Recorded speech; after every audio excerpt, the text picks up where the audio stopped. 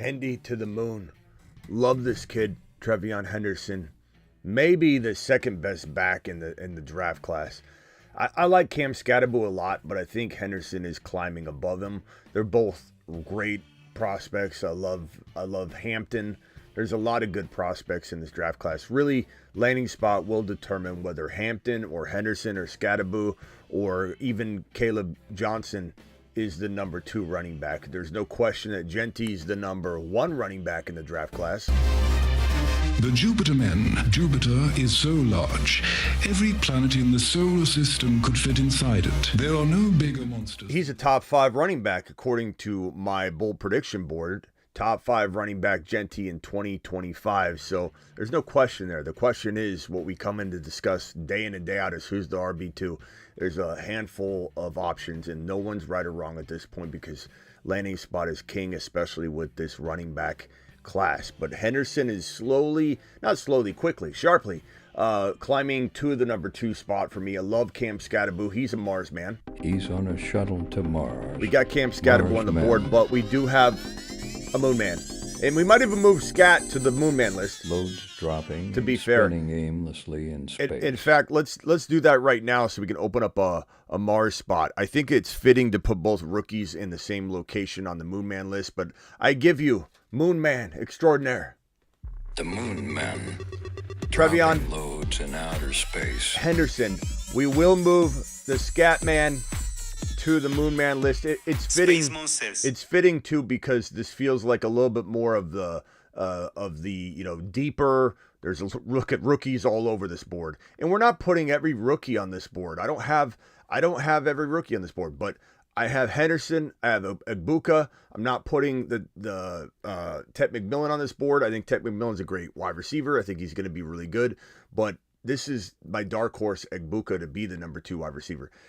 Travis Hunter, you could say, oh, you're throwing another guy on the board, Smitty, that's a big name. People are doubting Travis Hunter like crazy. Dylan Sampson, people doubt him. Skattebo, people doubt him. So we'll put Skattebo here on this board. He's going to join our boy Henderson, but Henderson is a sleeping giant dark horse. Are we still doing the intro? The Fantasy Football Show. The more talk about Deebo Samuel and the contract and how Niner fans are rejoicing right now. They just are. They'll drop a player off at the bus stop after 4, 5, 6 great years and just say, see ya. Anybody leaves the Niners, the Niner fan base just relishes in it. They pretend they never existed and they don't ever admit that it's a bad trade or anything like that. We'll talk about that. And then there's some rumors going around the Rappaport front that Aiyuk is still potentially a player that could get traded. Not going to happen. Not going to happen for contractual reasons, mainly because this guy is getting paid so much money. No one wants an injured player. Number 2, we'll go over it all. The Fantasy Football Show Graveyard Show begins right now. Live from the FantasyFootballShow.com studios. It's the Fantasy Football Show. Live!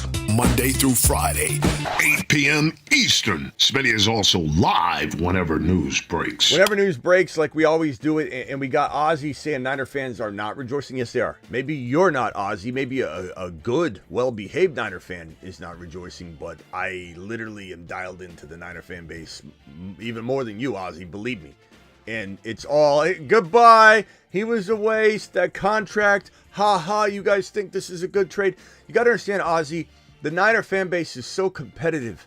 Their reaction isn't even to Deebo. There may have been a post where people are doing the salute, Deebo posted a salute saying thank you all, and there's a lot of gracious comments there. But you go anywhere outside of where Deebo's eyeballs might be attracting, and you'll see people that are so bent out of shape, and their target for this moment in time is not to defend Deebo, talk good about Deebo. It's to make fun of Washington and act like Washington didn't screw him over, you know?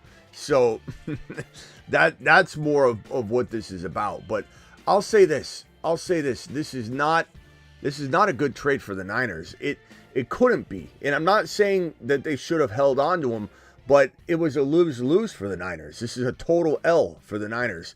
They lose the dead cap hit involved. The Niners try and spin it. Niner fans try and spin it like we're saving money. You're not saving money. You think you are. You're spinning it like you are, but you're not saving money. The cap, also you mix in the fact that Deebo's still got gas left in the tank. He still does.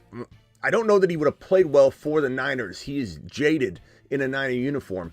And the way the fans are acting, so disgraceful and disrespectful to Deebo, I can't blame him for wanting to go. I can't blame him a single bit for wanting to get the hell out of San Francisco when he already kind of made left a bad taste in Niner fans' mouth when he decided to hold out, and then now it just goes back and forth, and he never really had a repaired relationship with the fan base, and I think he's always kind of been bitter about that. And he doesn't like where he's at in San Francisco. He didn't like how much he got the football. He didn't like how he was used. I'm sure he's been bent out of shape since the Niners asked him to play running back, and then he held out the entire season, had a bad year, probably looks at that in a negative way. But this is a better move for the Washington Commanders than it's a better move for the Niners. It's not a good move for the Niners. It just was a lose-lose. There's no way this guy was going to be motivated to play. You had to get rid of him. But the thing is, look, business is business. You didn't have to trade him. You could have said, oh, we did the right thing. You don't do the right thing in business. It's like, it's not the way it works. And so, cutting him versus, I guess they wanted to get a fifth rounder. I get it. But it's like, this is just a bad move. Adam Peters takes a major victory lap on this one. 5th round pick with the upside of Deebo Samuel. It's a great move. But again, I'm very disappointed in watching all the relishing and it sucks. People everywhere. You think that the Washington Commanders did good on this one? Yeah, Deebo's toast. He's cooked. He's been cooked for one good year. He's been cooked nonstop. TreVeyon Henderson. Let's talk about our boy TreVeyon Henderson going to the moon. This kid could be a top 6 to 10 running back. I won't put him in the top 5. I'm saving that 1 to 5 location in target zone for Genty. Genty lives in 1 to 5. This is a 1 to 5 running back, Ashton Genty. This guy lives in the 6 to 12. There's a wide range of outcomes that could happen with Henderson depending on his landing spot. But his stock went up due to the combine. His stock will go up due to other workouts, but 38.5 on the vertical.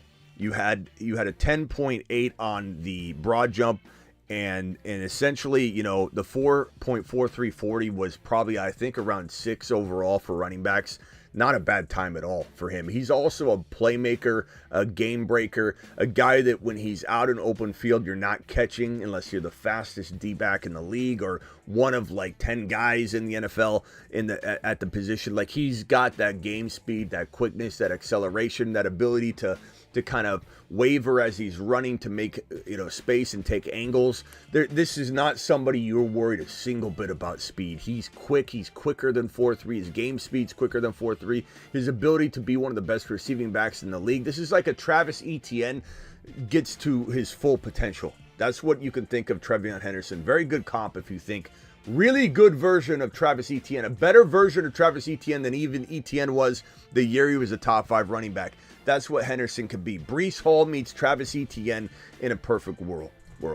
And this is why he's the moon man extraordinaire. Dropping loads in outer space. Where do I want him to land? Very good question. Probably do I think a running back could surprise? Do I think that this could be like a Gibbs, goes earlier than anybody thinks where he's going? I don't think he's going that early, like top 15, but I do think this could be one of those RBs someone takes in the late 20s at the end of round 1. Probably not, but I'm just warning you that he has that kind of talent. He's climbing the board that fast for people. May have leapfrogged Hampton by quite a bit because Hampton wasn't ultra impressive based on the numbers, which I caution people not to use the numbers too much in their evaluation process. But when the NFL teams do, it does give you a little pause to say maybe teams aren't going to be jumping at the kid. But Hampton's good enough that he's still not going to fall far. So maybe he falls into a quietly better situation because of potential drop in value. Henderson going to the Commanders would be a dream come true. That is where I want him to go, ultimately. Henderson to the Commanders would be amazing. Henderson to Cleveland as the lead back in Cleveland would be amazing. Henderson in, let's call it LV, would be amazing. Henderson, I don't want him going to KC, even though I do and I don't. The reason I don't is because they probably will just ruin him. But you know, you always have hopes and dreams for KC, but it ends up being a bad spot, even though it seems like it could be good. Houston, you know, look, Houston, Mixon's old. It's a good long-term spot, but it's not what we want for the now. Looking around, you don't want them to go somewhere. Chargers would be kind of an interesting spot for sure, and if they take them high enough, they'll use them. The Bengals, you don't want that. Could I see them doing it? Yeah, and you could do some sort of Thunder Lightning, some sort of Gibbs and Monty approach. The problem is Chase Brown and Henderson play very similar kind of roles, but that doesn't stop anybody. Bucky Irving was very much linked to the type of player that Rachaad White was, and they drafted those two and have been running that duo the same way. I think Chicago's a threat for TreVeyon Henderson. I think, and he's meeting with the I forget, actually I'll get a list of the potential, you know, people he might be talking to, but I do know Genty's meeting with the Bears and the Dallas Cowboys, the two top 30 teams. So we'll see what's going on there. I don't know. Henderson probably doesn't have any meetings set or anything, but Atlanta, no. Cardinals, probably not. Detroit, no. New York Giants would be kind of crafty, playing with neighbors, assuming they brought in like a Fields. That'd be awesome. Or if they got Cam Ward somehow, or Shedeur Sanders, and they drafted Henderson and they got neighbors, that's a tripod to go after. Green Bay, probably not going to happen. New Orleans Saints don't want it. San Francisco, don't think he's the type of back they'll draft, but they could go after Scatterboo, as we mentioned. Minnesota would be amazing. So far, my two lead dog spots are going to be, or my 3 or 4, let's say. Number 1 would be Washington, then Dallas, then probably Cleveland, Raiders, Minnesota. Minnesota might leapfrog to 2 or 3 from a long-term perspective. Then you have, I mean that Chicago, but they're further down on the list. But Henderson, Scatterboo, Genty, all those spots I called out are great landing spots for Hendy, for Genty, for Scatterboo, for Hampton. You know, again, Kingmaker will be landing spot for these guys. That's what we got here today, people. Phone lines are open. Dial in, and we're gonna get into a draft here in a minute. Call into the show. Call into the show.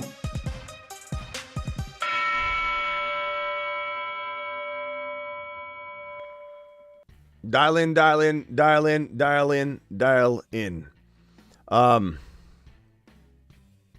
It's gonna be very interesting to see where all these values jump around once landing spots are dished out, because I'll tell you, people are going to run their mouth about how this guy's better than that guy. We heard it with Hampton. People were like, you can't like Scatterboo and Henderson no more than Hampton. And it's not that I don't like Hampton. It's just that, you know, basing it off talent alone, I have a different ranking than what teams usually have. And then once the landing spots are divvied up and handed out, then my ranking does change. But doesn't mean that I don't love the player still, or quietly want to know, like if let's say Henderson went to Minnesota, but Hampton did go to the best landing spot, and Henderson's kind of dormant, waiting, sleeping because Aaron Jones will probably be back, it would still be a great spot for him. It's not like I'm not going to be super high on Henderson if he goes to Minnesota and Hampton goes to Dallas, let's say. But if Dallas lands an RB, it arguably is, even if Genty goes to a cloudier spot, let's say he goes to a not so cloudy spot, but a spot I don't want, like Chicago, but it's still deemed to be a pretty good spot. Hampton and Dallas and Genty and Chicago, I venture to say we're going to still have a pretty much a consensus Genty, but there'll be a small population of Hampton's the one. You watch, I'm going to predict this one. That could happen. I mean, Dallas is such a good landing spot. Cleveland's such a good landing spot. LV, the Raiders, are such a good landing spot. Minnesota is a mixture of good long-term and short-term if you're able to wait a handful of games, because I think Aaron Jones will probably get hurt at the end of the day. All right, go into the Underdog app right now, and in 5 seconds, hit that green button. We're going to go into a $10 big board. Underdog Fantasy promo code Smitty. Hit that green button on the big board now. Do it live. Spots will fill very, very quickly. We might not all get into the same draft, and that's okay. But smash that link. The link is dropped in the live chat. The link is in the description of the video. Code Smitty gets it done as well. So make sure you are smashing that link and getting into the draft. All right. Draft is already filled. Man, that filled quick. If you're not in my draft, don't fret. Use the strategy and process to deploy in your own draft, and we'll have similar teams and similar stuff. I'm sorry, the phone lines, guys. Phone lines are open. I didn't mean to not look up and see the calls. I missed a few. Let me go over to the board view, and it looks like the draft is beginning. These are my 4 next players that I want to see potentially moved. And guys, we're kind of keeping an eye on. It went Jamar Chase, Saquon Barkley. This guy's on the clock. This is a big board draft, so draft alongside. Do a little board, doesn't matter. They're the same draft. It's just you're playing for different prize money. So Ricky Pearsall, yeah, the Pearsall buzz is getting a little out of control in my opinion. Okay, I'm on the clock at 4. People just love to, I don't have JJ a lot. I'm gonna go JJ here. People just love to. What's the best way to describe this? Look, you gotta be careful. Like, think about it like this. I always tell you guys this. Sometimes, like, and this is especially true in politics. It's true everywhere. Sometimes you hear a lot of loud screaming and yelling. And think of yourself as a music performer, okay? A music performer that's on stage. Let's call it Taylor Swift, because there's a lot of haters on Taylor Swift, right? There's 10 people in the front row that are haters, and they're screaming and yelling at her, and she thinks everybody hates me. But you zoom up and look, and the entire crowd loves her. But those 10 people are so loud, you think it's a bigger group than it is. That tends to be how a lot of things are. Even as a content creator, there's 4 or 5 haters that come in the chat and say, Smitty, you suck. And it seems like, unless you have thick skin like me, I don't care. But it seems like you've got all these people that are against you, when really you have 200, 300, depending on how many people are in the live stream, that actually love what you're doing and they appreciate it, even if they differ opinions. It's like, the same thing can be said for player values and such. Like Ricky Pearsall. I'm sorry, this is a weird, long-winded answer. Look at those wide receivers. Holy crap, that run was crazy. Jamar Chase, Barkley, Bijan, Jefferson, Gibbs, and then it went Lamb, Puka, Nico, Neighbors, Amon-Ra, BT. The same thing. The loudness I'm trying to convey. When you hear everybody say, Kendre Miller's going to the moon. Remember that Kendre Miller fan club that seemed to be everywhere, and everybody loved Kendre Miller. He's going to be so good. It was just a loud group of people. The rest of the people that didn't have Kendre Miller, they shut up. They were minding their own business. They weren't saying a thing. But the 5-6 Kendre Miller owners were in every live stream everywhere. They're constantly typing Kendre Miller. Sometimes it'd be the same person typing it twice. Your mind would think it's 2 different people.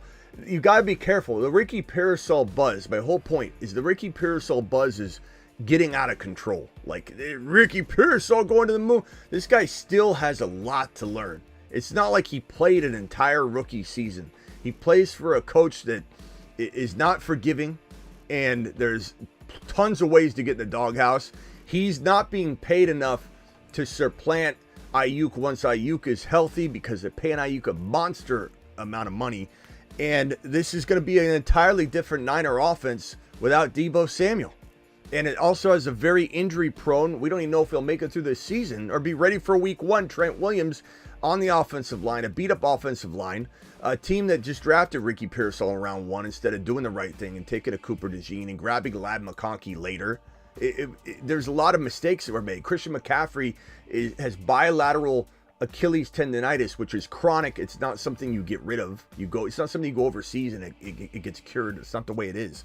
And I just think Ricky Pearsall, is he potentially a wide receiver 3? Maybe. I think he's got some upside. I think Jennings is the only wide receiver you can count on as your wide receiver 3 with upside for more. But Jennings is the guy you got to target if you're going to target anyone in the wide receiver room. Pearsall is going to have some ups and downs. I really like Pearsall. Rated him very high pre-NFL draft, and landing spot was awful. Hence, then the shooting and everything else, but it's still a bad landing spot. He wasn't going to get the playing time he needed there. Deebo getting moved out of the way is nice, but he's still arguably right now early wide receiver 2, but maybe option 4 on the team with a quarterback that proved not a whole lot last year. And he's about to get $60 million a year. Heavy is the head that wears that crown. And your boy's on the clock right now with JJ already drafted. So I'm going to go ahead. I love Bucky. I'm going to go bounce back Breece Hall. I'm going to reach down a little bit. Not a lot, but like 7, 8 picks down. Bounce back Breece Hall season. Let's do it live. JJ Breece Hall, I like it. Travis, you are up and live. What is up, my guy? Hey, so, TreVeyon running over 23 miles an hour. I think it's like the second fastest of all players so far. And, running a sub 540 at over 200 pounds, that's an impressive thing, either way. Then on top of it, if you watch some of his interviews and talking, he's a pretty grounded, mature kid from all angles, everything it seems. So, just a good formula for success. And then, in terms of teams that I know we don't love for running backs, but I think could be a good fit for someone like him would be the Broncos. Only because, like you talked about, if Sean Payton really likes the guy, and he's bought into him, he'll use him. And he's Kamara-like. That type of elite guy. That would work there. And he's Kamara-like, so I mean, it's a very Kamara. Yeah, it's right. Kamara meets ETN meets Breece Hall. That's probably the best way I can comp them. Just a combination of all those guys. And Sean Payton is the one that believed in the size and the ability and everything in Kamara. So it's a very good potential landing spot. Sure. They pick at 20.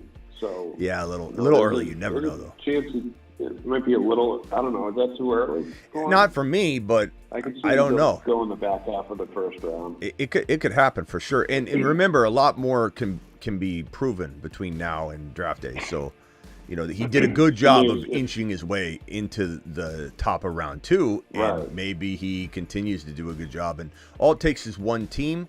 And Gibbs was not supposed to go as high as he went, even though we said he definitely could go that high, and he went high. I don't know.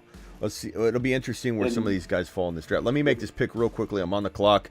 Love the JSN pick here. Love Kyron Williams here. Like Josh Allen here. Probably I'm going in one of those directions. Man, I hope JD5 falls to my next pick, but he probably won't, especially as I'm drafting with some of you.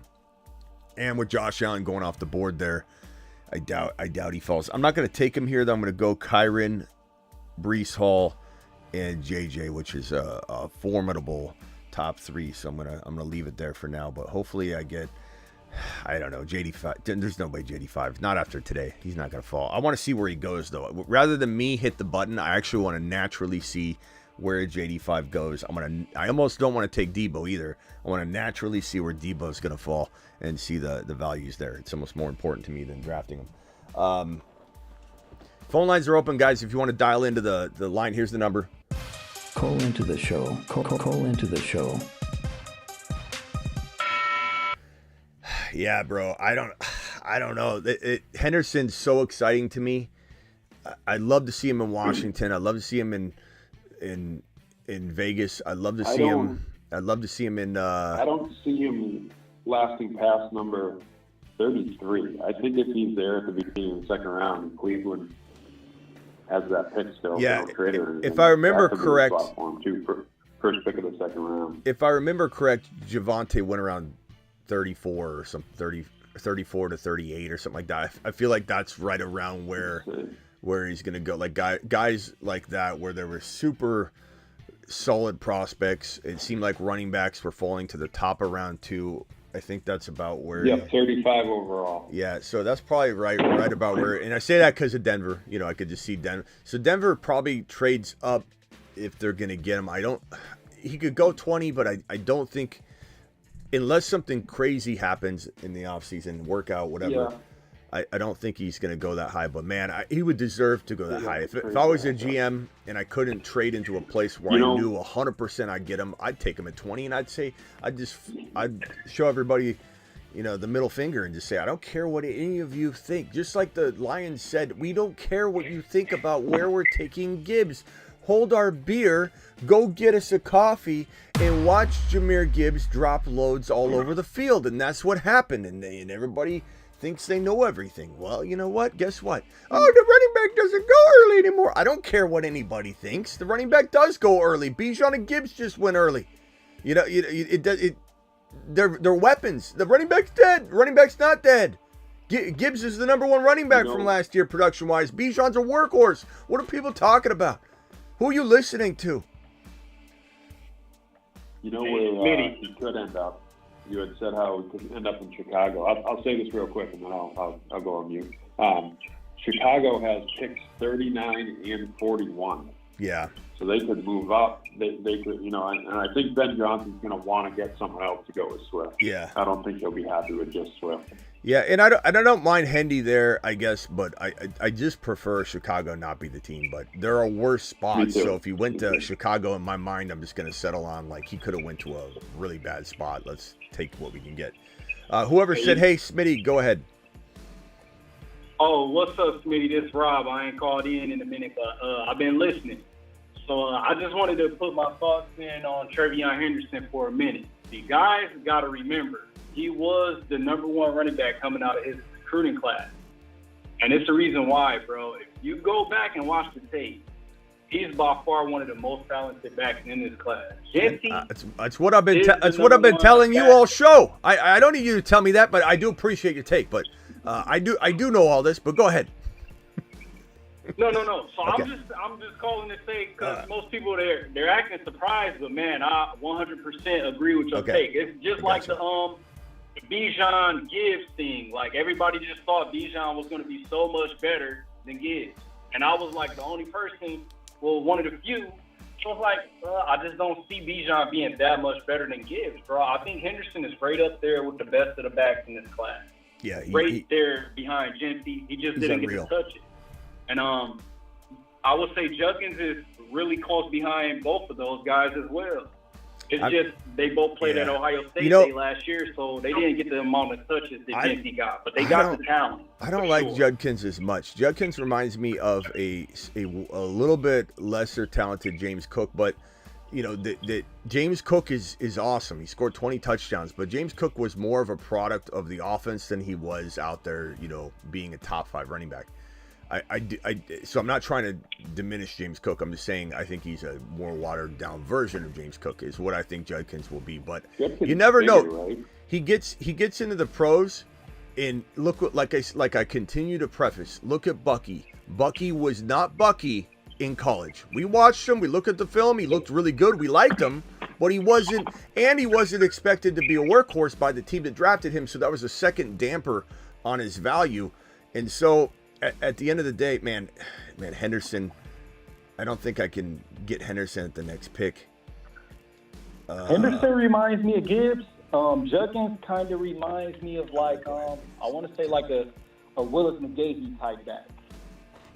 Yeah, he reminds me of, like I said, a Breece Hall meets ETN meets Kamara, as Travis said. Kamara, I think that's an amazing combination, and he has all those different skill sets. He could be one of the top receiving backs in the class. He truly could be. Do you think Genty not participating at the combine is going to affect his draft stock? No, absolutely zero. You think he got a chance to go top 15? Of course. He could go. I mean, he could fall because of need in the just because there's like 4 teams that really need a back in that top 12, top 13 range. But Genty, look, everyone that keeps saying, I don't know why people keep saying that. Scatterbo didn't participate. Is that gonna? Do people think they're not going to do other work? Like this is not the end all be all part of the process. This is just one. It's now considered a Mickey Mouse event. It's like a badge of honor for these guys to say I'm too big for the combine. And, it will get kind of silly when some guys that aren't too big for the combine start playing that card. It's like, whoa. You need to have a certain amount of draft stock to be able to say that. Or be like top 1 or 2 or 3 at your position. But, look, the combine, it doesn't, as long as you showcase at some point what you can do, it doesn't matter. Like people judging these quarterbacks for not throwing it means nothing. It means nothing. Have a pro day. Shine at your pro day. End of story. And even if, let's say you got banged, let's say somebody got a hamstring, tightness or something, and they couldn't do their pro day. They're like, shit, I missed the combine. Now I don't have a pro day. There's still so much film on these players. You don't even need that at the end of the day. Now, you'd be worried about the injury, and that could make them drop, but none of that's affecting anything. Genty is wearing a badge of honor by not going to the combine. And I don't care what people say. I know a lot of people are going to be like, they should go to the combine, get off my lawn. Like, I don't agree. I think the combine is kind of a ridiculous event, to be honest with you. And if you want to go to a more controlled setting where you get to dictate the terms a little bit, especially quarterbacks, wide receivers, where you're in this weird rotation. And I know some people will say, hey, it's good to see him catching balls from a random quarterback to really see what their skill set's like. But it's a madhouse running. I much prefer watching one player at a time, and I think that the pro days are this is a sign that they're going to completely take over. And really, if it was up to me, somebody asked me the question earlier, it's a really good question.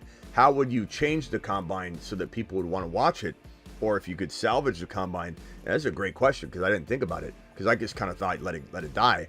But I think you turn it into a personal relationship type of event, and you cover that a little more. You have the players talk to the media more. Maybe all these prospects have to go speak in front of the media. Maybe you do something different like that. Cover, from a coverage perspective. Don't just show the guys running on the field all combine. I bet it's the least viewed combine in history, probably. I think you maybe talk about all the news and buzz and have a 24-hour or a 12-hour news cycle coverage of breaking news. What are we hearing? What's the biggest rumor right now? That's how I'd save the combine. Turn the combine into a news fest. That's how you'd save the combine. I think the combine is as good as done in some ways. The younger players are going to continue to try and improve their draft stock, but what it's become is preseason. That's the best way to liken the combine now. It is preseason. You're going to have a lot of the B-level players trying to make a roster in preseason, right? You're going to have a lot of B-level players trying to make some sort of impact to their already low draft value, and they're grabbing at straws and no one's going to go to their pro day. They can't have a pro day. So it's like, hey, I need to make a splash. And if I can excel above all these other B-level players, then I'm going to shine and look good. Now, I don't think it's quite to the degree I'm saying it. I think it's heading there. It's certainly heading there. Let me see what my team looks like here real quickly. Hold on. Breece Hall, Kyren, JJ, J-Mo, and Kittle. This is pretty good. I'm going to go with Patrick Mahomes here. He's a good selection at this point. We're talking about middle of round 6 or end of round 6. Here's my team right here on the far right. JJ, Hall, Kyren, J-Mo. I was timing out and I took J-Mo. I don't mind that. I don't mind that. I maybe would have went Rashid Rice, to be honest, if I could go back. George Kittle. Yeah, I've mixed feelings about that, but with no Deebo, probably sees an uptick. But will he get injured? Rob, did Rob already go? I think Rob already go. He just hung up. Drew, was that Drew I was talking to, or Rob? That was Rob, I think. Okay, let me go to Drew, then let me go to Justin, and then back to Travis. Go ahead, Drew, you're live. All right. Thank you, Rob. Yeah, I just want to talk about the combine, some of these wide receivers. One guy I like that's being overlooked is Aiyuk Manor from Stanford, and I liked his film, and then he tested way better than I expected. Like, he was in the mid 4.4s, and I think a guy like him, it's just, there's nothing flashy about his numbers. He's not a 4.2 or 4.3 guy, but he does everything right, and he'll eat over the middle. If a team needs a guy that'll run slant routes and stuff like that, he can make life easy on a quarterback over the middle. So yeah. I think that he's got potential in the NFL. Yeah. Deebo Samuel just went at 74.7.2. I was hoping he was going to fall right there because he would have been sitting there at the top, and I was like, that's. I said I wouldn't take him, but he was sitting there at the top, and I would have at that point. This is a tough spot to be in. I'm probably just going to swing for upside. I'm going to go on Buka, who I think is a really, really good rookie. As we talk about, he's on the Moon Man list. Here's the Moon Man list, and Buka's sitting right to the far left. Space. Definitely feels like he has the most potential to be this class's BT, not in size or style of play because they're two different receivers, but in impact. You know, maybe a little bit of watered down version of BT because we're never going to get a number 4 overall wide receiver likely again from one of the non-top 2 wide receivers. That was a crazy, amazing turnaround. But I think this is the best chance to getting a small version of a BT emerge in Buka. So I took him Buka. Let me go back to the draft. All right. What else, Drew? Before I jump over to Justin, what else do you have? What do you think? What do you think about the stuff today? Another guy I wanted to talk about is Higgins. He's been like a mid-second round guy, but especially in terms of fantasy, it's kind of interesting. Like, did he get himself up into the low first round by testing unbelievably, or is he, a high-end second round guy? Like, if he goes in the bottom of the first round, he could end up in an amazing spot with a good quarterback. But if he goes top of the second round, now you're talking about probably having a bad quarterback and all of that. So in terms of fantasy, I think Higgins has some value to draft, but there's some risk on where he's going to go. Speaking of Jaden Higgins, the rookie receiver. Yeah, good upside. Good upside. We'll see what happens. And then Royals also from Utah State. Like, to me on film, like, he makes a lot of good catches and all of that, but he looked kind of sluggish to me. But then he tested like low 4.4s, if I remember right. And so Royals from Utah State, like, these are some guys that I think really knocked it out of the park. Burden solidified himself. Like, he's got really strong hands and ran, low 4.4s. So I really like this group of wide receivers. They're not bad. All right, thank you, Drew. Yep, bye. Justin, you're live. Hey, so I am ready with my bold prediction. All right. Did you drop a $50 hauler? Am I waiting? Yeah. Oh, okay. I was the guy that. Oh yeah. Okay. What is it? What do you want to put it as? So it's going to be Marvin Harrison Jr. gets 1,400 yards or more. Okay. Yep. That's good. And I would also like to start another expensive draft if you have time after this draft. Yeah, we'll see. They take forever to do so. I mean, we can just do it like the next time, like I'm on and you're on. Yeah, let's play it by ear. Okay, I always I get influenced by the super chats. I'll tell you that, but I'm not asking you to drop. That's what I was saying. I'll shoot you another like $50 hauler. You do okay. You do that. 100. You do that, and I'll go ahead and start one for you. I don't know if I'll finish the whole live stream with the draft, but I'll certainly do it the first couple rounds. Okay. But I'll launch one for you, no problem, and I'll jump in. I'll just have to draft off the show because it'll be another 45 minutes. But I'll definitely start one for you. It might have to be it can't be a slow one though because they don't allow starting those right now for whatever reason. So that's good for you. I was just gonna say like a 6-man or like a 4-man so we can actually get the thing filled up and we could just go out. Oh yeah, and you know what? We might have to jump in one that's already existing probably, and they don't fill very quick. Go ahead. You know what? Let's see. Hold on. I'm on the clock. I can start it right now, and then I'll switch over to it in a minute. Hold on one second. Just hang right there. Mahomes, Brees, Kyron, Jefferson, J-Mo, Agbuka, Kittle. I'm really liking Ramondre right now. I'm not drafting him in every draft, but right now I'm drafting a lot of them, and I might change later. But I feel like that's he's got top 5 pedigree. He played as a top 5 running back, and the Patriots they extended him. He signed an extension, and they're not going to draft anybody. I don't think. Not anybody high. Not anybody's going to take Ramondre's job. And when did Ramondre fall apart? When the team completely got decimated. And now we just pretend like Ramondre's not good. I mean, no offensive line. If May gets, it's hard to get. The fumbles are worrisome, but I can't even judge him completely wrong. Yeah, if May develops, like Ramondre could be one of the biggest steals in 2025. I go back and forth on how high I draft him, but 8th round, almost 9th round. I mean, you gotta love that value. Okay, let's get into this at the same time, Justin, so that you don't miss it. Since you're the one dropping the super chat, I want to make sure I'm not leaving you out. $50 draft. You want to do what size do you want to do? It's up to you. We're gonna get in it at the same time, so. Let's do 100. No. What size draft? Like. Oh, a 4-man. Okay. Or 6-man. Let's do 6-man. Okay. So go to the. There's only $50. Oh no, there is a $100 draft. Okay. There's $100 draft. But do you think we're gonna fill that though with everybody in here? Is you think we can just do like a 6. We can do like a 4-man 100. But do you think there are even 2 other people in here that want to do a $100 draft right now? I mean, I don't know. Like, it seems like you be having people drop $50 haulers like a lot. Like, yeah, but I don't know. Yeah, I don't know. Guy, does anybody else want to jump into before I click it? Does anybody else want to jump into let's go ahead and try it, okay? 6-man 100. Go down to the 6-man $100 draft. Click it right now, Justin. Don't miss out on getting it, okay? 6-man $100 draft. 5 more to start. Hopefully you didn't fill up the last one. I timed out on Pacheco. Son of a bee. Damn it! Damn it! Damn it!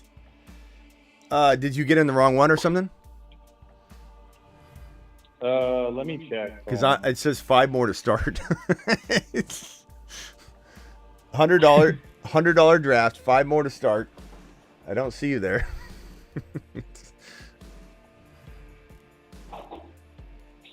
It could be that you filled the very last one and the other one, which would suck, but.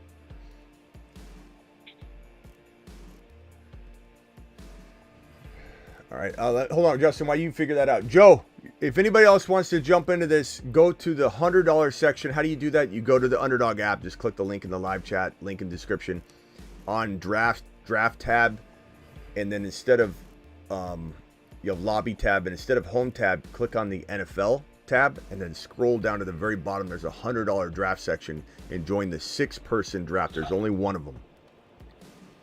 All right, I'm in, Smitty. Okay. $100. What does the prize look like? First place gets $440. Second place gets $100, their money back. Third and on gets nothing. So $440 to first. 4 spots remaining, $100 draft.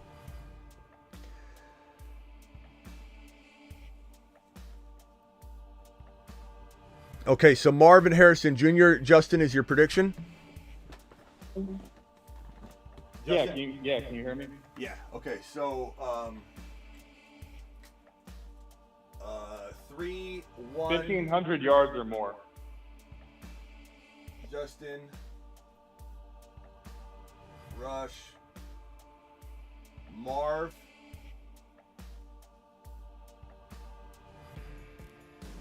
Harrison. 1,400 plus yards. I like that prediction. Okay. We got it up there. Anybody else wants to get in on this? The bold predictions are, it's $50. Any $50 prediction gets a bold prediction. And when you do that, you are basically trying to compete against everybody else's bold prediction. The only ones off limits are Neighbors, JSN, and Genty, unless you do an anti, because I have them. They're just off limits unless you do a Neighbors will bust or Genty will bust, or because that's completely different. So those 3 players are off the table. Those are my 3 predictions, just to be in the mix with it all. Not that I can win, but the winner gets to co-host a show either on the phone line or on Zoom or whatever. So, okay, 4 more to start. $50 hauler by Justin. Thank you. I appreciate you. And Justin, you get another prediction now. $50. Give me $50 holler. You want to think about it, or do you got another one loaded? I got another one loaded. All right, what is it? This is a hater prediction. I predict that Ashton Genty will not be in the top 20 running backs in fantasy. Wow. That's bold. It's bold. It's bold. I know he's a fan favorite. It's bold. All right, hold on. I got to stand up. Even Bijan was an RB9 when he was misused. So that's a bold one. Definitely fits the bill. I need a wide receiver. I gotta. Let's go. I'm gonna go Scatterboo here because I can get my other wide receiver in a minute. All right, we need 4 more to start. I told you it's gonna be tough though with this. We could both back out and go into a $50. People think they'll do a $50 draft, or we just, because the problem is if we wait out all night. Is anybody else gonna jump in? It's hard to find it, but basically you're gonna go to the Underdog app. I don't show the process on here because it doesn't show well, but go to the Underdog app and you're going to go to the NFL tab on drafts. So draft tab, NFL tab, scroll to the bottom, $100 drafts. There'll be a 6-person draft. That's the one we're waiting in right now. I just don't know if we're going to, I usually find that on a live stream, it's hard to fill that. I don't know why. It just is. I think a lot of people, like they might do. Let's get really ballsy and let's try like a 3-man for 100. Okay, so we're gonna leave this one. Go down and hit leave draft. Okay, so guys, cancel going into that one. Now we're gonna go to the $100. You know what? How about you versus me, bro? I like that. Let's do it. Let's do it. The only problem is, what if we Winner click? take all. What if we click this right now and someone else is waiting and you go into that draft? It's gonna suck. Should we do the three person just to be safe, or what do you think? Man, I knew if I telegraphed that. We can do the 2. I have faith that like no one's gonna nut up. Let's do the 2. Like I have faith. Okay, ready? Hit it right now. $100 draft. Join. Go. It says waiting for one to start.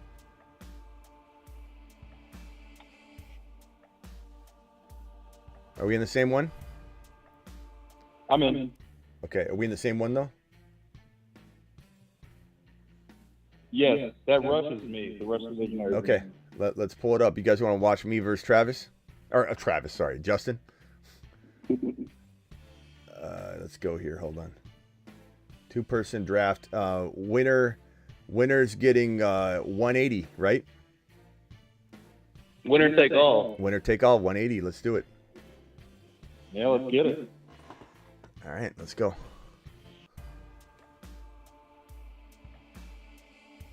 I gotta pull up that other draft though, because I don't want to time out. Active draft, 14 picks away. Okay. All right. So Justin, you don't care where Ashton Genty lands. You just don't think he's gonna land in the top 20. Jeez, 20. Did you say 20 or 20? It's a bold prediction. I think the kid is like probably the best talent in the draft, but like I think if he lands in Dallas, he's gonna be amazing statistically. I think a lot of those other landing spots are kind of shaky. But I mean, I'm just going for the bold take. Like I love Ashton Genty. I think the guy's freaking amazing. But sometimes you go to those locations and they just break it down. Like we were talking about it with Ramondre. Like I watch Ramondre like every week that the Patriots play. He looks like he's playing well. Like, you know, but we just drag him down. All right. So Justin versus me.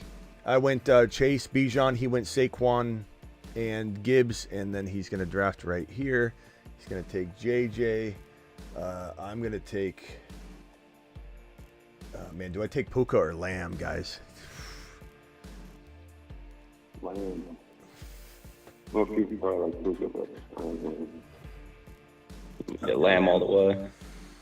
This is tough. Most people are going to say Puka, but I'm going to go Lamb. I could go Puka and Lamb, really. I mean,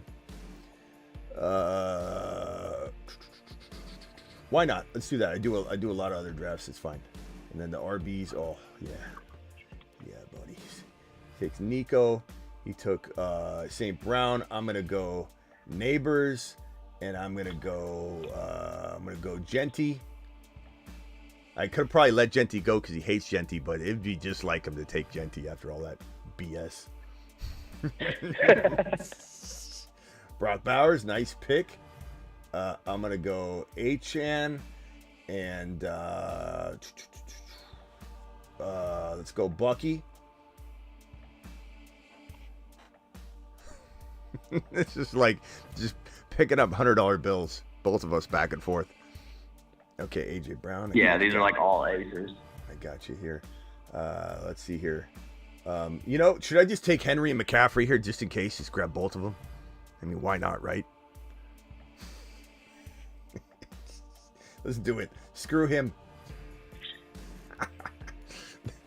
Just in case. Just in case. Hey, Smitty. So I had a question. Yeah, bro. For as far as like fantasy purposes, who do you like more as far as running back wise? Marion Hampton or Caleb Johnson? Probably Hampton by a little bit, but I do like Caleb a lot. Hampton by a little bit. I went ahead and snagged. Hold on one second. I went ahead and snagged T. Higgins and Tyreek. I got McCaffrey. He went JT. That's a good pick. I would have definitely taken JT. McLaurin. Okay. Man, I'm gonna go Breece Hall and JSN here. Woo! This is crazy. This is absolute madhouse. Chase Brown. Kyron. You son of a bitch. Took Kyron. You snagged him. I was waiting on him. I was timing it perfectly. You know what? I know you want him. You know what? Screw this. JD5. I've studied you closely. JD5 and Burrow, just to make sure. I'm on the clock over here. I timed out on the other draft. I'm sorry, guys. Hurts and Lamar. Okay. I see what you're doing here. Let's go Lad McConkey, and let's go George Kittle. We're at the last two picks. Shoot, I got to see if I have enough players. So I got JD5 and Burrow. I definitely got enough. Yeah, I just need to grab a tight end here. Okay, so tight end, I'm going to grab Jonu with one of these guys, and then I'm going to take Patrick Mahomes and double up on the QB here. So that draft is done, bro. That draft is done. That was fast. Look at that score. That was exhilarating. 4907 to 4927. Jeez. That was a showdown. Let's take a look at these teams. What are the two teams? Whose team is better? Like anybody can answer this question. Josh Allen, Lamar Jackson, Jalen Hurts. I mean, you'd think off the top like that. No one could top that, but then you get in, you're like Jaden Daniels, Burrow, and Mahomes. Okay. I would say most would like your quarterbacks better because a lot of people hate Mahomes. But Barkley, Gibbs, JT, Chase Brown, and Kyron. Bijan, Genty, Achan, Bucky, Henry, McCaffrey, Breece Hall. Wide receivers, JJ, Nico, Amon-Ra, BT, Drake London, AJ Brown, McLaurin, MHJ. I've got Chase, Lamb, Puka, Neighbors, T. Higgins, Tyreek Hill, JSN, Lab McConkey. Unbelievable. And then it's not that unbelievable because it's a two-man draft. And then Bowers, McBride, Laporta, Hawkinson. I like the Boley because, like, you know, you might really dominate that tight end spot and it might screw me. Yeah, like if Kittle gets hurt. That was my goal. If Jonu gets hurt. I was banking on, like, okay, like when your guy has a bye week on tight end, like if the other one doesn't do anything or win that week, then, like, I don't know. Like, I like stacking the tight end, especially in these, like, phone booth 1v1. It really was like we were fighting each other in a phone booth for sure. But I guess think Justin won in the quarter. I think Justin won in the quarterback aspect. Smitty won in the running back aspect, and also the wide receiver. And then Justin won the tight end. Yeah, I'd say that's a good analysis. I'd say that's a really good analysis. Matto's dropping a 50. I agree with that. Yeah, because I mean, really, you did have better. You could say, Lamar. Yeah, Lamar, Hurts, and Josh Allen. Yeah, you got me a quarterback because Mahomes. He still has to prove he can even get in that caliber. I mean, the amount of rushing TDs alone between those three, Hurts, Allen, and Lamar, that's crazy. But I mean, the fact that I got Henry and McCaffrey, and I'm probably never even going to use them, like that could be the dangerous. One of those guys works out, like damn. And then having then to have Neighbors. What did I have? Neighbors, Chase, Lamb, Puka. You clearly won the wide receivers. Matt O with the bold prediction. Bold prediction number 2. Milroe, the QB, the rookie QB. Milroe, QB1 from the rookie class. Matt O, that's a bold prediction, son. Give me 50. I'll tell you right now, if that lands, probably you would have you probably would win. Yeah. That's bold. I'm curious to know why. Matt O, call in and speak your mind. Let me make sure I'm not going to time out here. Okay, Milroe, Matt O. 3-1. I'm going to do it by my time. I don't think it's midnight yet. Yeah, it's not my midnight yet. 3-1. Matt O. Milroe, rookie,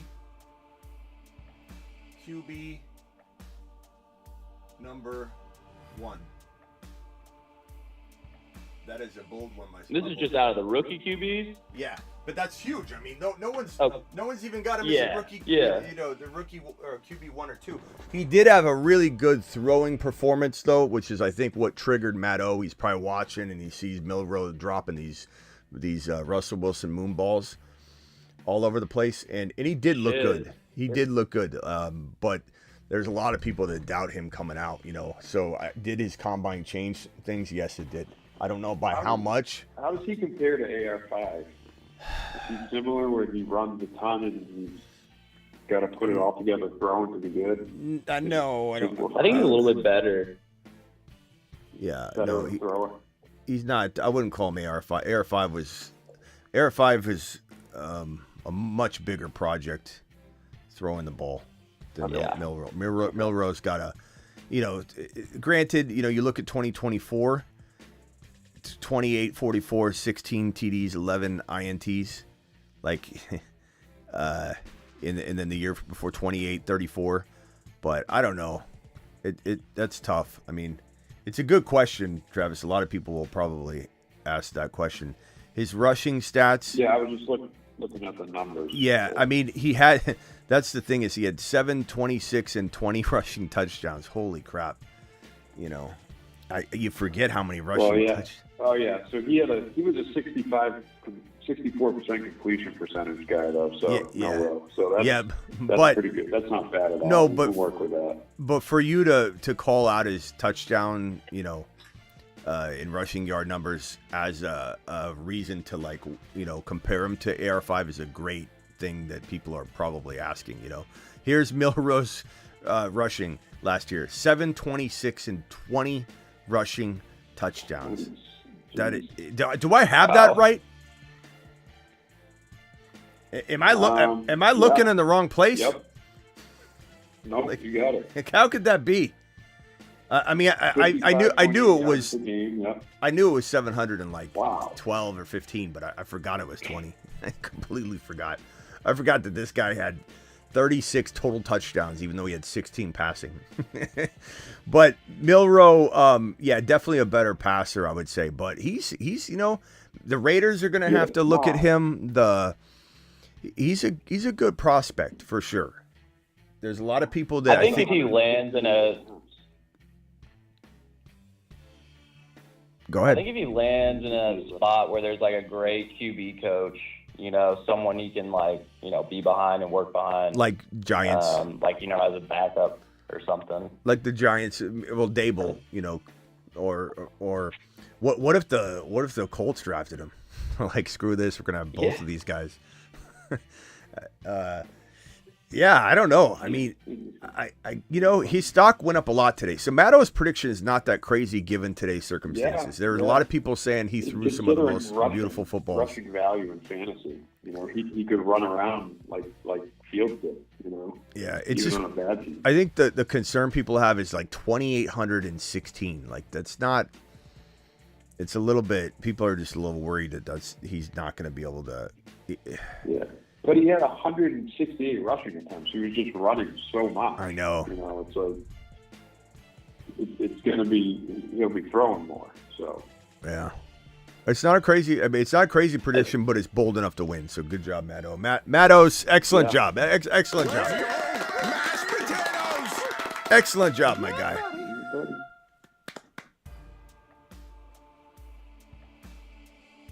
On the clock here. Hold on, boys. Let me draft real quick. And then I don't think we've even gone over to Joe yet. Joe, have you even talked like on your own yet, or are you just having to interrupt? No, I pretty much asked my question that I had about the Marion Hampton and Caleb Johnson. Okay, that was you. Okay. I just like I like Caleb Johnson a lot, man. I know he was great. He was behind one of the best offensive lines in college football, but I like his size and his vision. That's for sure. He sees a lot of holes that are, not there just yet, but he already, understands where it's going to be. Yeah, I hear you, bro. Man, that draft that Justin and I did was crazy. My juices are still flowing.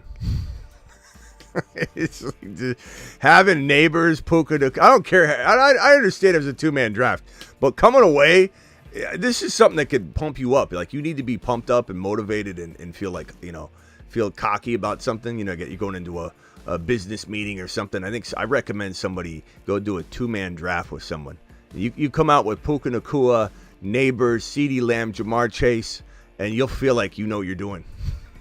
You'll be like, I'm the best at everything. Just don't look at the other guy's team. You don't want to ruin the buzz, but just walk out and go, yeah.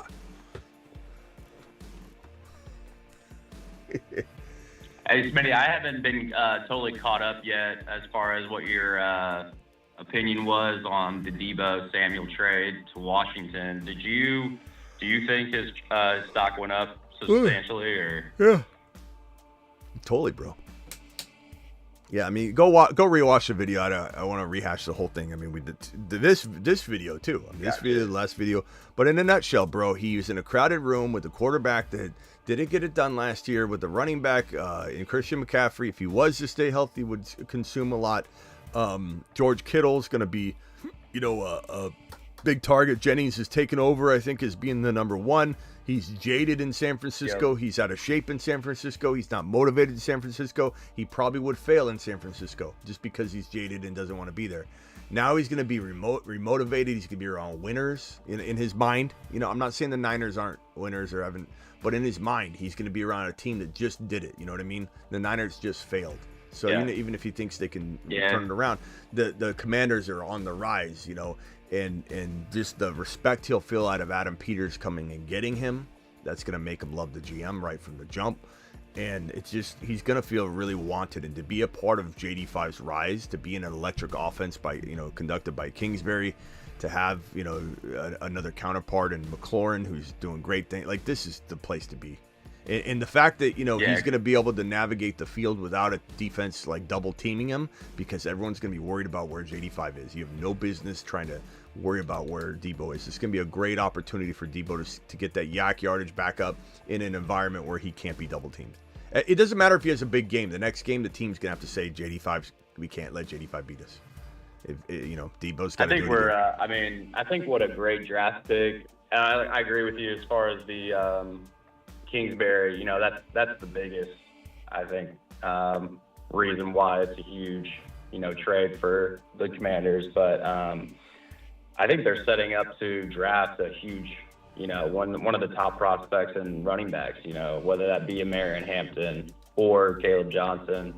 If they picked up one of those two RBs, then that's kind of, go watch the beginning of the show. That's what this show's kind of about. Henderson is my hope.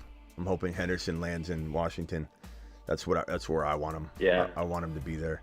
But if not, Scadaboo would be great. Hampton would be great. But yeah, and we talk about that on, I would say, from like the maybe mid to end show of the earlier show, the actual breaking news show of Deebo when it happened. We talk about, you know, all those running back landing spots. But yes, I definitely believe that there's a strong possibility. Did I not get to some of these super chats? Big Sonny says, love the show. Rank the top 5 rookie running backs. God, Big Sonny, I'm so sorry. I got the other 2. Justin dropped one in Matt O's $50. But Big Sonny, you still there, bro? I feel so bad. How did I not see this? I must have came in ranting and he dropped it right away. I'm so sorry, Big Sonny. Big Sonny, Travis, let me know if you see Big Sonny still around. Poor guy. Okay. Yep. If you're still here, Big Sonny, I'm going to give you a 20 seconds of standing ovation just for being you. Ranked the top 5 rookie running backs. Let's go with, this is based on talent. Landing spot's going to jostle it around. But I'm going to go as of right now. Changing my tune a little bit from the number 2 spot. I'm going to go Genty, tier break. And then TreVeyon Henderson, Scadaboo, and Hampton tied for 3rd. And then Dylan Sampson personally. I love Caleb Johnson. I'm not saying that Caleb Johnson can't leapfrog to number 2 overall. The truth is the distance between number 6 and number 2 is so close that it really is a landing spot away. Big Sonny, I'm so sorry, bro. Hopefully you're still there, my man. Okay, getting close. We're at to what, round 17. Let's see here. Let's go with another quarterback, maybe. So where do you rank Judkins out of Ohio State? Probably right after that, but I'm just, for whatever reason, man. I was going to time out. I just took a guy I liked. I like Judkins. I just don't love him. You know, I think they're all a good class. I think they're all, as I said, anybody could go from 6 or even 7. Even Judkins could go to number 3. I don't think he'd go to 2 for me, because I think somebody's going to have a good landing spot of the guys I like better. But could he jump all the way to 3? Like, let's say he went to Dallas. Yeah, I'd have to love him more. You know, but you also got to look at, like, guys like James Cook. Like I said, I was big on going and trading for James Cook once the season had already began, because I felt like he's going to have a really good year. And so I said, go get James Cook. James Cook's not one of... That was my question about James Cook. Was like the comp. Someone said earlier Willis McGahee, which made sense. I've seen Joe Mixon. He's a big guy. He's like 220 pounds, 6 foot. Is it just like the style of play you see with him and James Cook, or more like the numbers he'll put up, or what was the comp for James Cook? Kind of a similar, like kind of everything. I think part of it being that when Cook came into the NFL, he was kind of thought to be like, does he have the ability to be the full-time guy? You know, and Judkins comes out of college sharing the ball, doesn't prove he's the full-time guy, really. I'm not saying he didn't prove some things, but it reminds me a lot of Damian Harris and Josh Jacobs. You know, Damian Harris, it was hard to know if he was going to be able to hold up as the full-time guy because he split time, but he looked really good. So that's, you know, one of them survived, the other didn't, you know.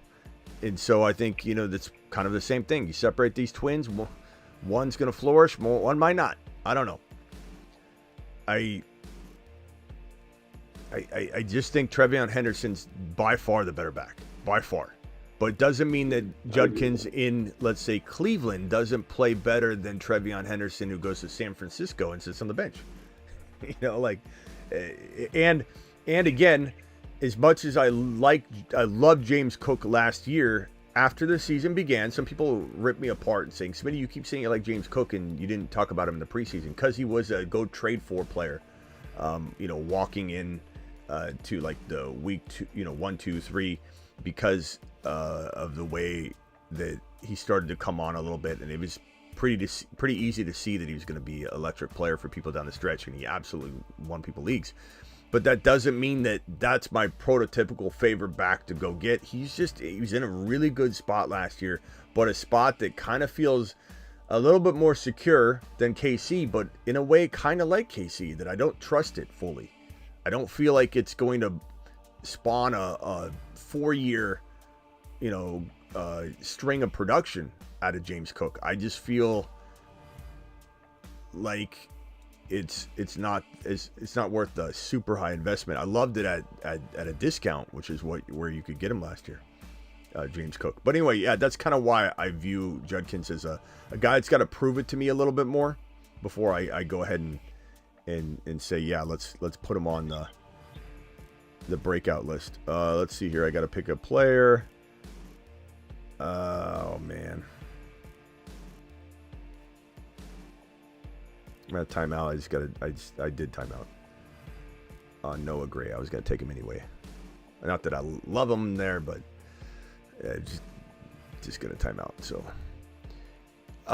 what are you gonna say about Judkins? I mean, he's a big guy, good size, but do you see an elite player in him, Travis? Or it's okay if you do. I kind of do. I liked his performance in the national championship or in the playoffs in general. He really stepped up his game from what I saw. What about you, Travis? I like TreVeyon quite a bit more, but I do like for the ceiling comp, like a Mixon type guy. Like if he hits the ceiling, but like you said, I think you bring up a really good point with him. Having to show he can.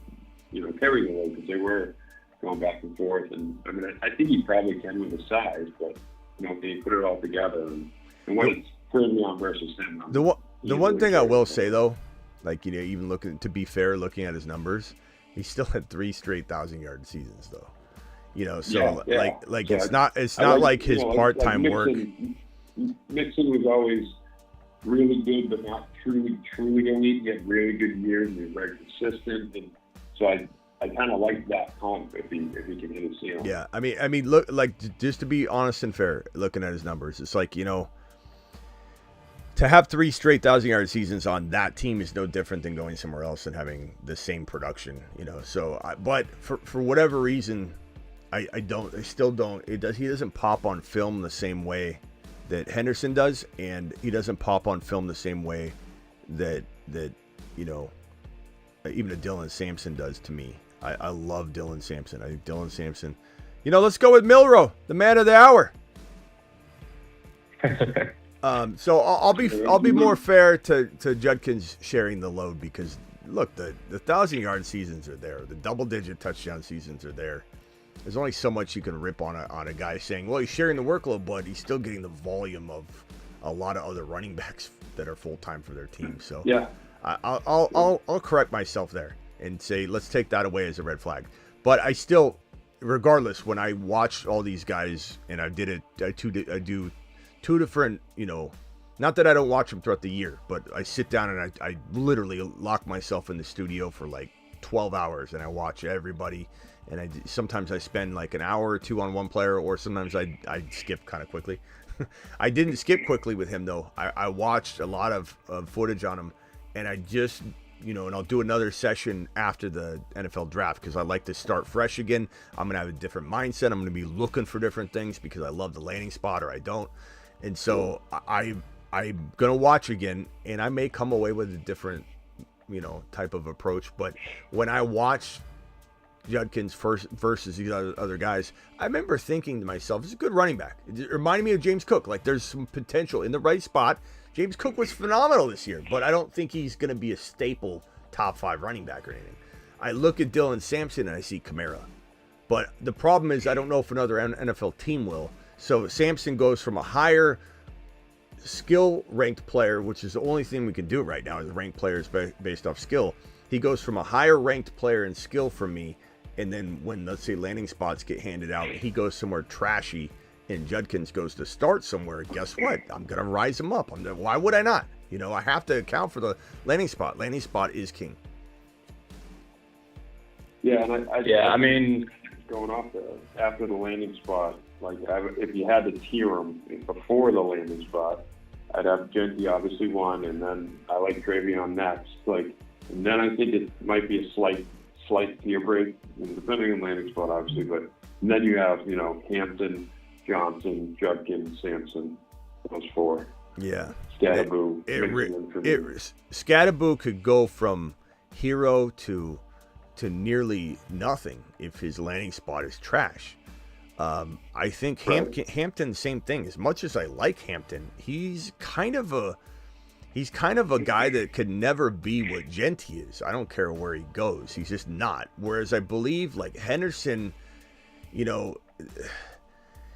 Henderson's kind of like the Arian Foster. Arian Foster, where he went, Houston, as an undrafted free agent, was as good as players that were the number one overall. He was the number one overall player, but was he as good talent-wise? Is Henderson as good as Genty? No. But if Henderson goes to the best spot known to man, he'll produce as much as anybody. I think, that just like Foster. Arian Foster was not one of the best running backs to ever play the position at all. I loved Arian Foster. He was one of my biggest predictions I've ever made. I did on CBS Sports Radio. And I'm proud of the prediction. Like, I top 5 running back. No one even saw him coming. He's an undrafted free agent. But at the end of the day, I guess I'm just going to take Tez Johnson here. At the end of the day, though, like when trying to separate, talent from situation, just to look at it, like Foster he couldn't hold a candle to Marshall Faulk or hold a candle to Priest Holmes or hold a candle to those guys. But he was as good as them in fantasy football. He was the number 1 overall running back in fantasy football, Arian Foster. Right. So my point is, I don't think Judkins has that ability to in the best spot to be that guy. I think Henderson could. I don't think Scattaboo can. I think Scattaboo is a guy that maybe he could be like Marshawn Lynch, which is somebody that lingers at 8 to 12 every year. Like he could be that good. I don't think he'll be necessarily yet. I'm just saying there's certain limitations on some of these guys, in my opinion, and I could change my mind tomorrow.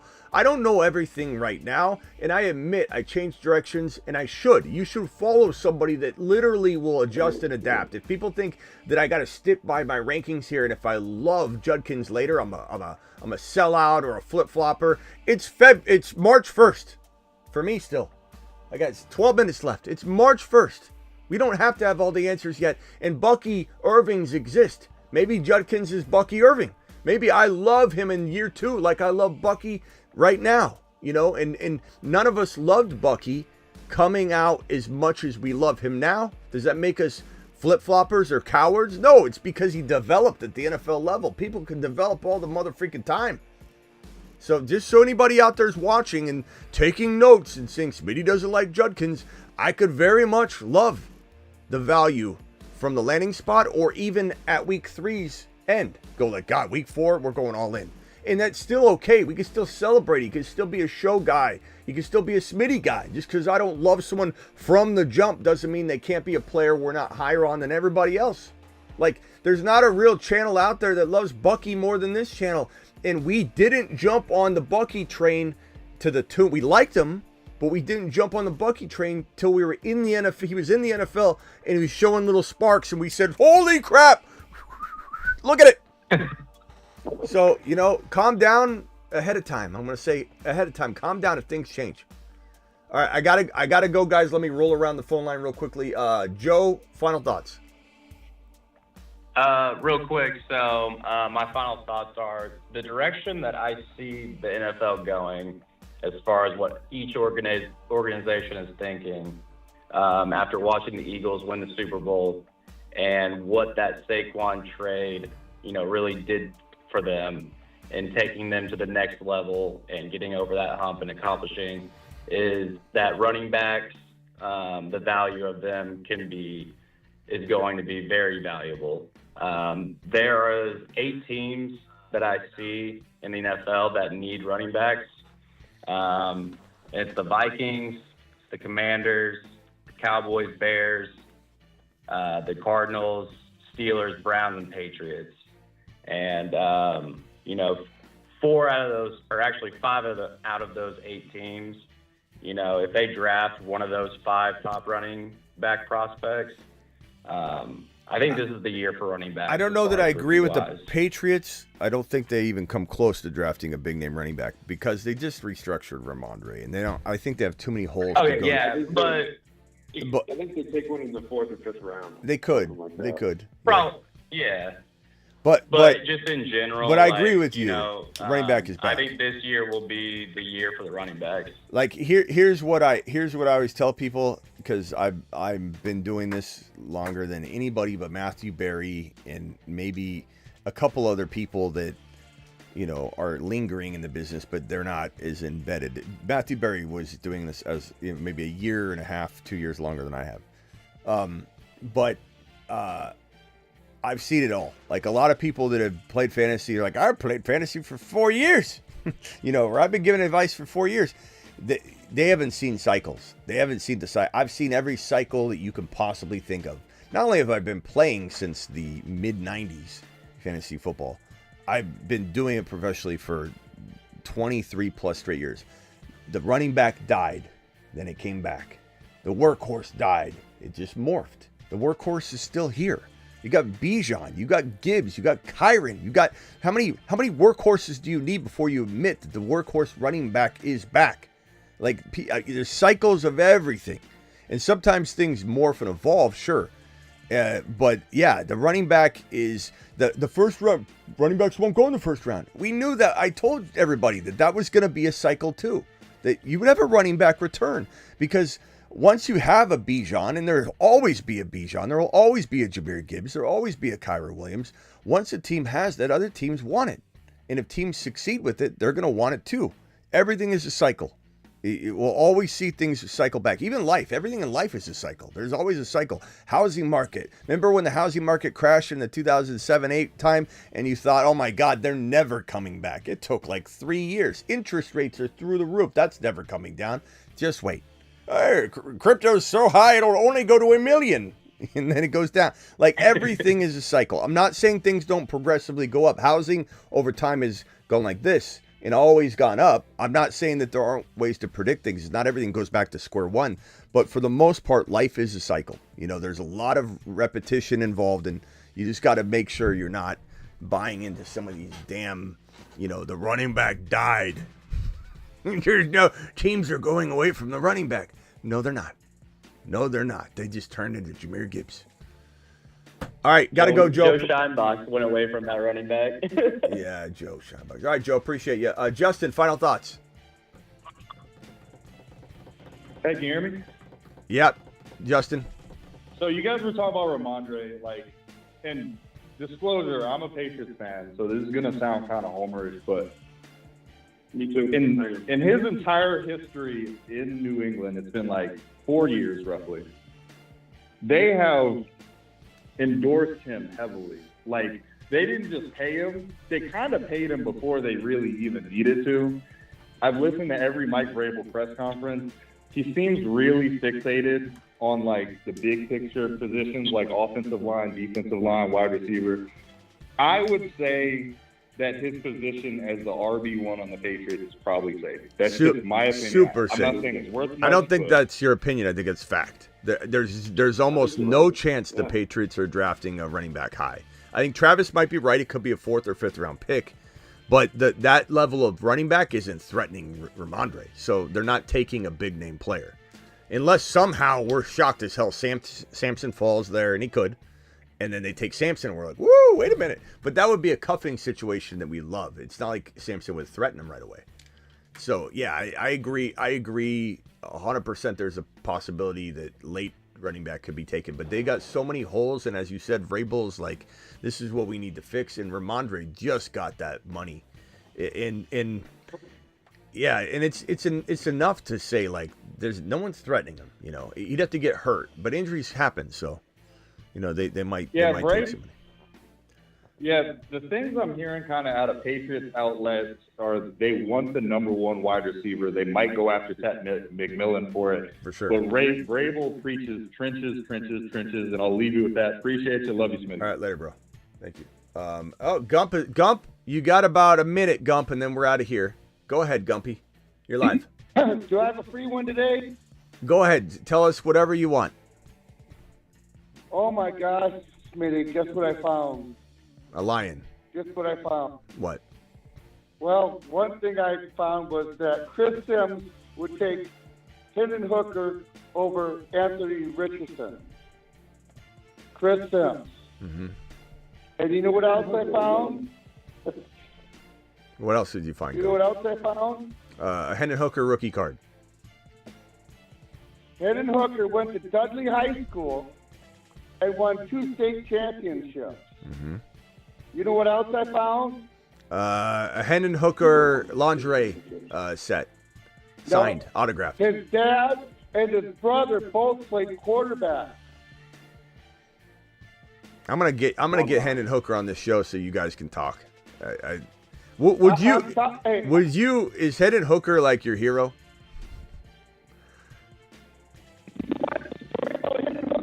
Did you see his college highlights? Wow. I couldn't believe it. Look, Gump. I liked Hendon Hooker coming out. I think listen to this. Gump, you're You turning know like a what robot. last game that Hendon Hooker played in? He tore his ACL. No. No? The last game he played in was the Detroit Lions last season. Yeah. No. I know. Yeah, sorry, in the pros, but the last time he was a starter. Did you see him playing that game? Look, Gump, let me tell you something.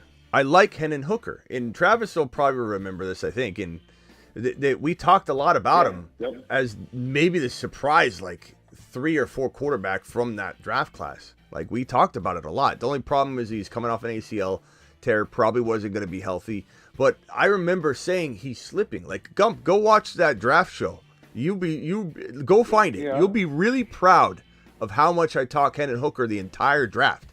So you're preaching to the choir in terms of me liking him. The problem and the nonsense between you and this Hendon Hooker stuff is you keep saying things like trade him, start him for weeks 1, 2, and 3 just to get some hype, and then trade him, like as if the Lions are going to play around with their season like that. This is where you get a little off the rails. I like Hendon Hooker. To be honest with you, it would be smart to hang on to him in case Goff gets hurt or turns into a pumpkin. So I don't know that you. I got a gut feeling about him, Smitty. Okay, then why do you want to trade him so bad? Why is the biggest premise of what you talk about is trading him? Well, you didn't think about that one, did you? You know, Gump, I could see it right now. If he got traded, you go, I told you he got traded, and then a couple minutes later you'd start crying. Oh, I'd be bummed out now. You'd say, wait a minute, why did I want him to get traded? I miss Hendon Hooker. I know that you, Gump, that was what you called in on. You kept calling in saying, Smitty, we need to start him so we can trade him. We need to start him so we can trade him. Well, I looked into it a little bit, and I really took a look at it, and I said, wow, that's what I said. He's got that wow factor, kind of like what Chris Sims says. And Chris Sims got that wow factor. Everything is a cycle. As I said, wants to trade him, doesn't want to trade him. Cycle. Well, hindsight 2020, good old freaking the offensive coordinator, our offensive, Ben Johnson, said how Goff couldn't scramble. Wouldn't that be ironic if Hendon Hooker played against the Bears and was a scrambling quarterback against him? It'd be your dream come true. Okay, Gump, I got to go. Appreciate you, my boy. What are you hauling today? It sounds like you're not on the road today. You're at a hotel stop right now, aren't you? You're in between driving. No. You sleeping in the cab at the I'm QT? at the truck stop. I bought some land though, Smitty. Guess what? I bought some land. Yeah? Congrats, Gump. I bought it in Arizona. Guess where I bought it at? Probably right by my house. No.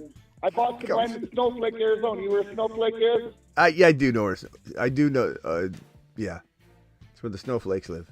I'm going to give you a little tip. If you ever go from Phoenix up to Flagstaff, it's on 25, there's a restaurant on Rock Springs, and they have the best food. Take your wife on a date there. You'd be not so sorry.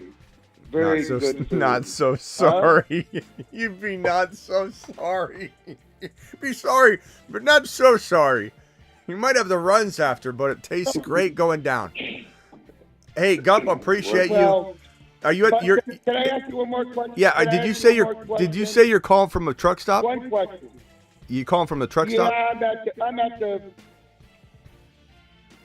at the Shop Brothers in Denver. Okay, be careful.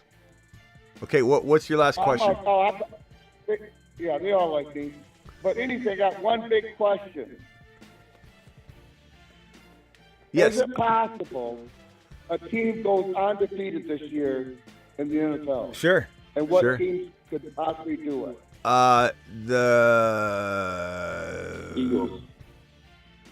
could be because of defense. You know, I think it does require a defense to do that. Yeah, Eagles could be one, but give me the Commanders as a fun pick. All right, Gump, I got to go. Appreciate you. Get back on the road, pal. One more question. So when you meant one more, you meant two more. Okay, go ahead, Gumpy. One more. Go ahead. One more. If the Lions do trade for Myles Garrett, which I'm starting to feel that's going to happen, how is that going to change the Lions? A lot. This year? A lot. I mean, anybody gets them. I mean, it's going to change their season, isn't it? I think it makes them a top 3 lock in the NFC. Yes, sir. All right, my boy. They could hit the dumps. The Lions could hit the dumps. They could hit the dumps. All right, get to that cafe, bro. For that food gets. Well, watch that little Chris Sims on Hendon Hooker. You might like that. I will do. I'll get right on it. Thank you, Gump. Appreciate you. Hey, you have a good Sunday, all right? All right. Thanks, Gump. Hey, I got a new nickname for you. You know what it is? What? It's Lieutenant Dan Smitty. Lieutenant Dan. Is that funny? Lieutenant Dan Smitty. Lieutenant Dan. Everybody knows you're the lieutenant. That's why you got the show. You're the lieutenant. Lieutenant Dan got blown up. You are Lieutenant Dan Smitty. Mama always says, gotta go. All right, Travis, anything else? Oh, I just hung up on Travis, too. Travis, appreciate you. Lieutenant Dan Smitty. That is a nickname. It's a lot shorter than Smitty. Lieutenant Dan Smitty. I got your short name, Smitty, your nickname. Lieutenant Dan Smitty. Well, damn, Smitty. All right, I'm out of here. Appreciate you all. Stupid is as stupid does. I got a nickname for you, a short name. Instead of Smitty, we'll call you Lieutenant Dan Smitty.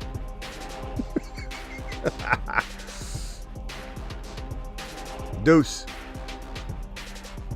Thank you for all the super chats. And man, I hope Big Sonny comes back. Big Sonny, if you're out there, I'm gonna keep this on the exit screen for tomorrow so that I remember to say thank you again and just make sure you know that I answered this question. To answer it again real quickly, just so I have a place to direct you. It's Genty tier break, Henderson, Scattaboo, Hampton kind of all tied, or no, Henderson mini tier break, Hampton, Scattaboo, Caleb Johnson kind of all tied, Judkins right behind there.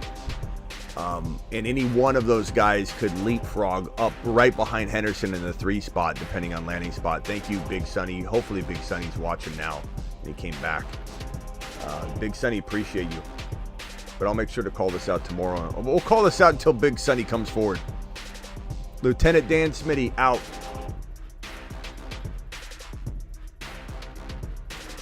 We built this, Lieutenant. As Bubba says, we built this, Lieutenant, on graveyard shows.